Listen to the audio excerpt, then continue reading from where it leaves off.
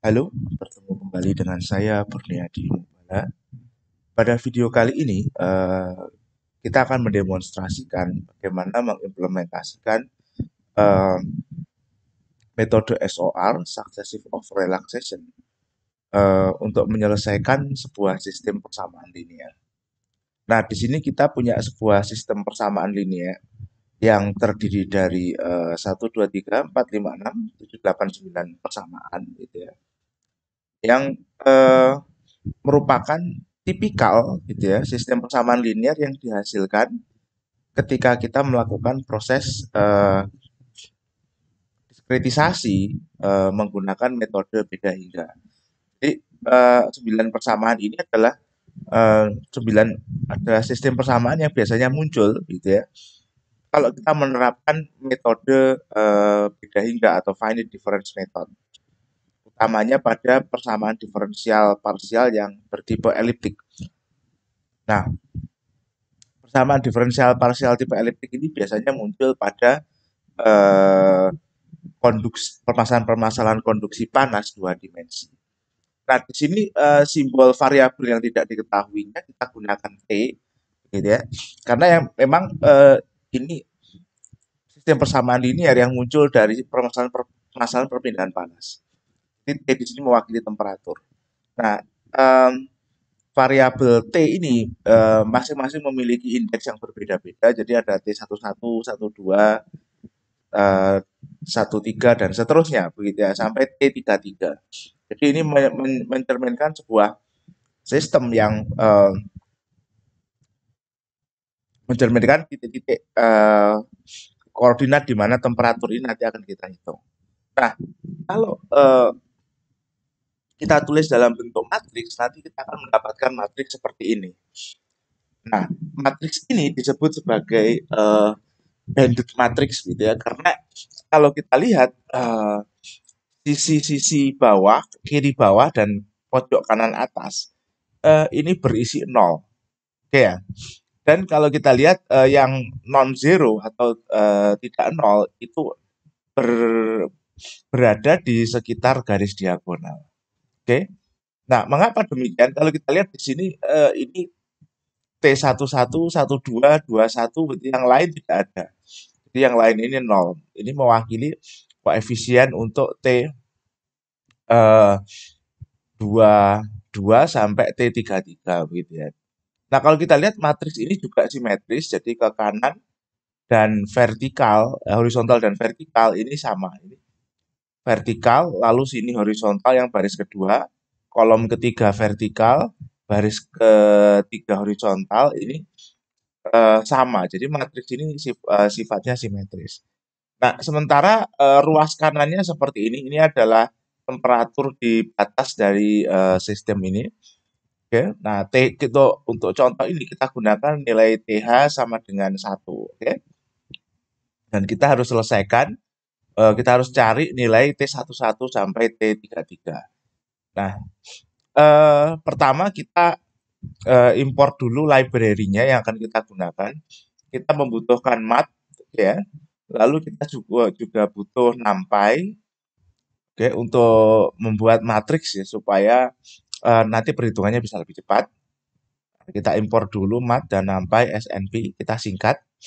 Lalu kemudian matriks koefisien ini itu kita tuliskan ke dalam program dalam bentuk seperti ini. Jadi ini baris pertama, baris kedua, baris ketiga, baris keempat, dan seterusnya sampai baris ke-9 ini.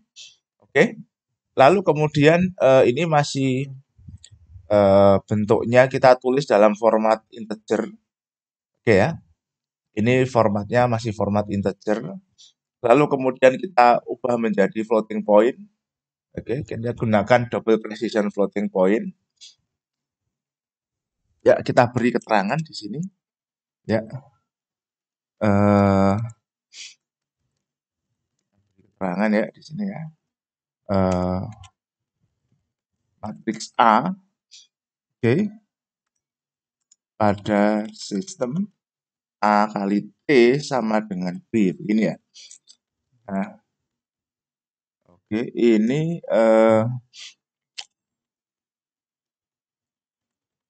ubah tipe data matriks A ke floating point.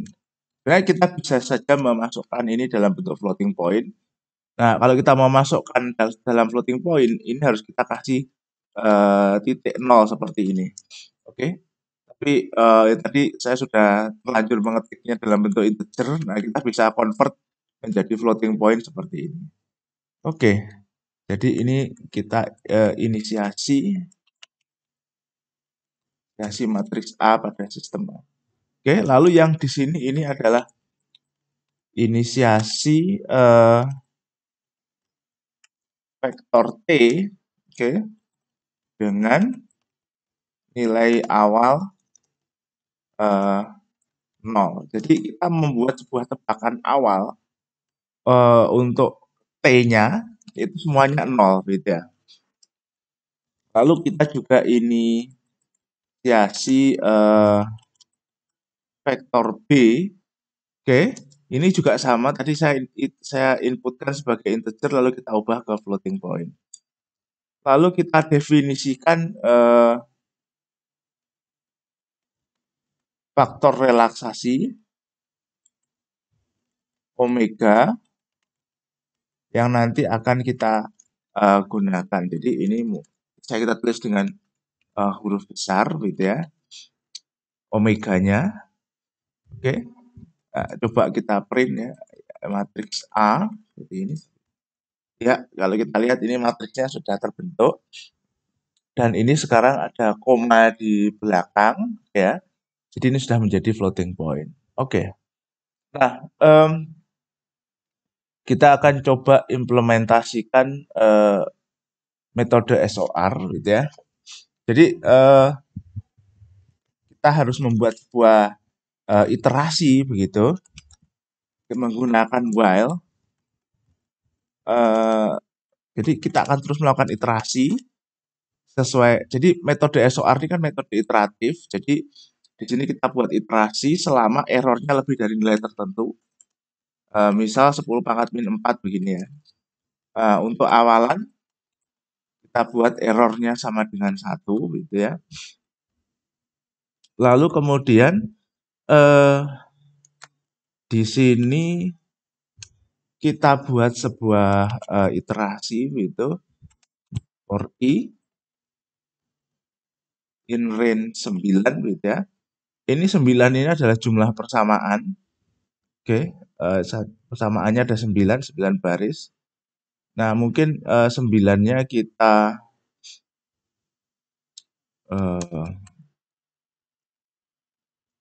beri di atas ini ya. Ini adalah jumlah persamaan linearnya. Oke, sehingga ini nanti kita ganti dengan n. Ya, seperti ini. Oke. Lalu kemudian kita harus membuat penjumlahan sesuai dengan metode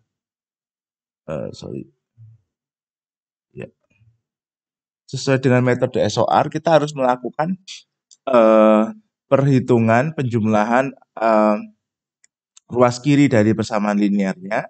Nanti ruas kanannya kita kurangi ruas kiri untuk mendapatkan residual. Oke.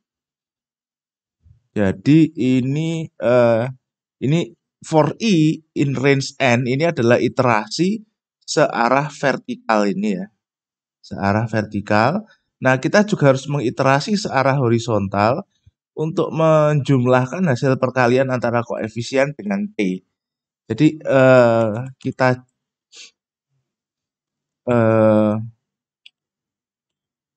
buat variabel begini, sum LHS, left hand side sum.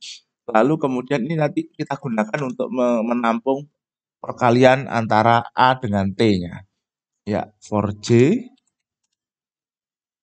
in range. Nah, kalau kita lihat di sini, dia mulai dari awal begitu ya, sampai kemudian akhir. Gitu. Jadi ini juga sama, nanti ini in range, ini 9, begini ya. Lalu ini sum LHS sama dengan ya begini ditambah ini A matriks I J gitu ya dikalikan dengan T vektor J. Oke. Lalu kalau ini sudah selesai, kita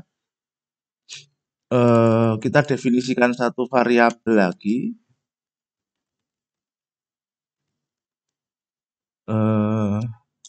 residual gitu ya, R-nya. Oke, ini kita inisiasi sebagai nah ini jumlahnya sama dengan N juga 9 residualnya. Lalu di sini residualnya ini sama dengan B vektor I ini dikurangi sum LHS ini ya. Jadi ini kita hitung residualnya. Lalu kemudian di sini T vektor I-nya ini temperaturnya kita update ya. Vektor I ditambah omega bintang residual ke I dibagi dengan A matriks ini II, jadi ini yang diagonalnya. Jadi sesuai dengan formula ini. Oke? Nah, kalau kita lihat bagaimana kita mengambil yang sudah terupdate begitu ya. Nah, ini kalau kita tempatkan update-nya di sini nanti otomatis perhitungan untuk baris selanjutnya itu akan menggunakan nilai T yang baru dari baris sebelumnya. Kalau ini kita taruh di sini sejajar di sini. Beda kalau kita taruh di sini nanti dia akan dia harus mengupdate nilai I-nya itu berbarengan. Akhirnya iterasinya ini bukan lagi SOR tapi iterasi Jacobi begitu ya, yang kurang efisien dibandingkan SOR. Oke. Nah, kemudian di sini kita harus menghitung error gitu. Jadi setelah ini di sini kita harus hitung error.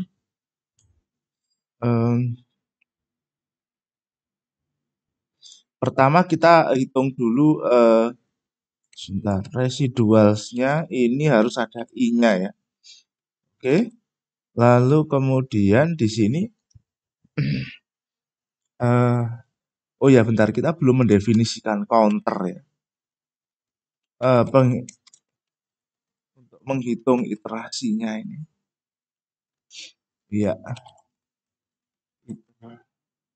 Count sama dengan iter count plus 1. Oke, sehingga nanti nilai counter iterasinya nambah. Lalu di sini kita tulis gini ya, R square. Ya, kita buat sebuah list baru yang isinya adalah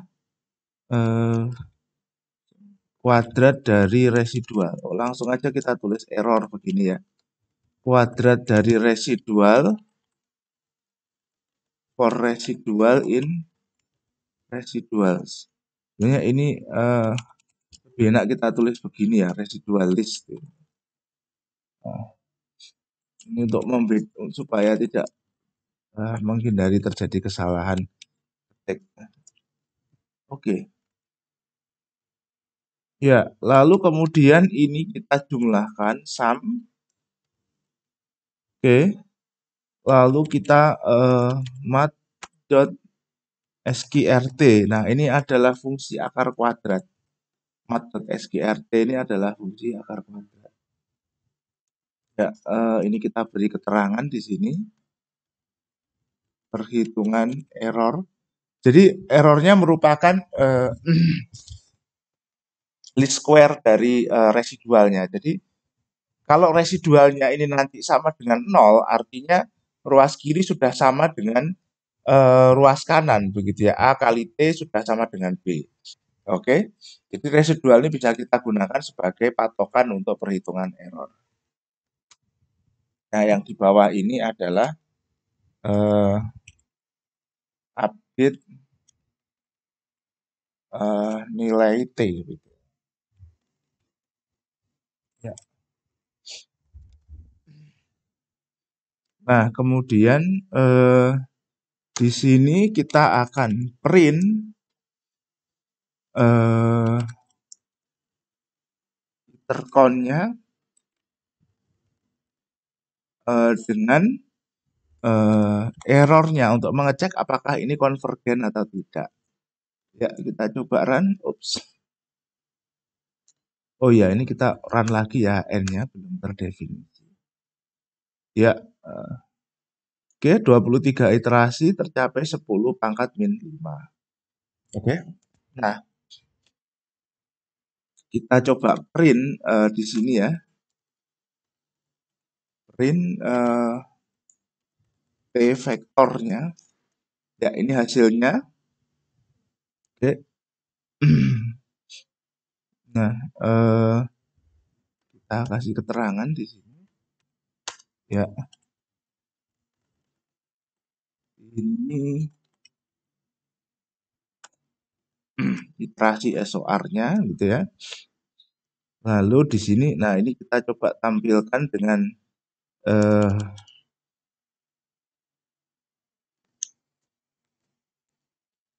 lebih baik gitu ya.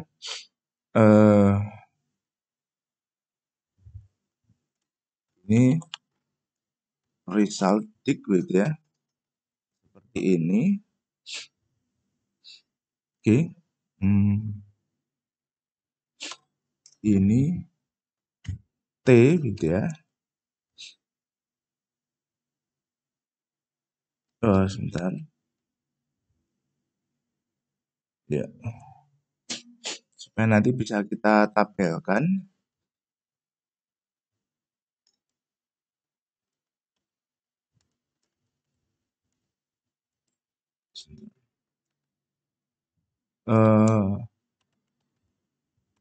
Label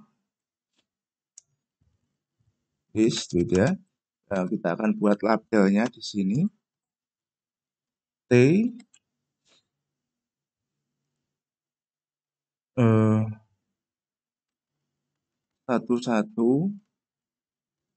T 12 13 gitu ya. Ini 2 3 22 21. Ups. Ya. Ini 33 sorry.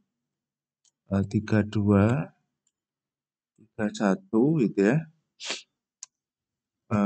Resultnya ini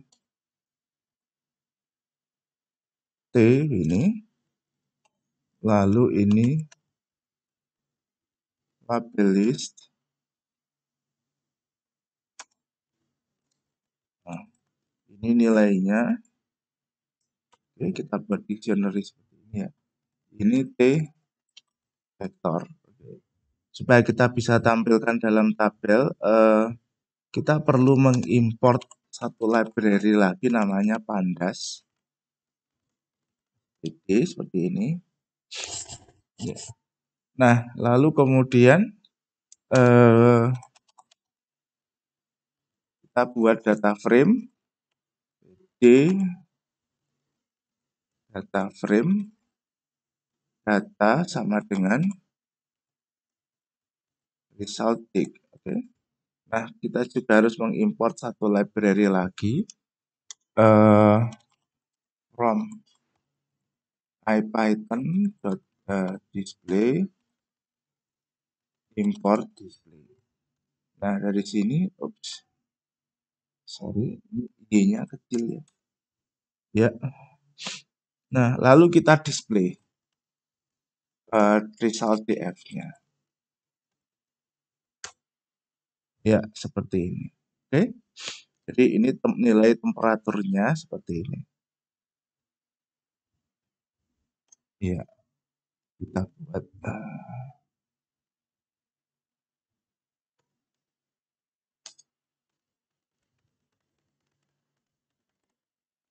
oke. Ya, seperti ini. Jadi ini temperaturnya. Jadi satu-satunya 0,9, 1,2-nya sekitar 0,9 juga. Nah, T13-nya 0,9 juga. Jadi kalau kita lihat ini nilainya sama sampai 4 digit di belakang koma gitu karena errornya kita tetapkan sampai 10 pangkat min 4 gitu ya. Jadi kalau kita ini simetris juga sampai 4 digit di belakang koma. Nanti kalau errornya kita kecilkan, biasanya nanti juga akan eh, nilainya ini akan sama sampai ke 5 dan seterusnya gitu ya. Oke. Ya. Jadi ini adalah contoh implementasi dari metode SOR. Nah, metode SOR ini cukup penting karena mudah implementasinya dan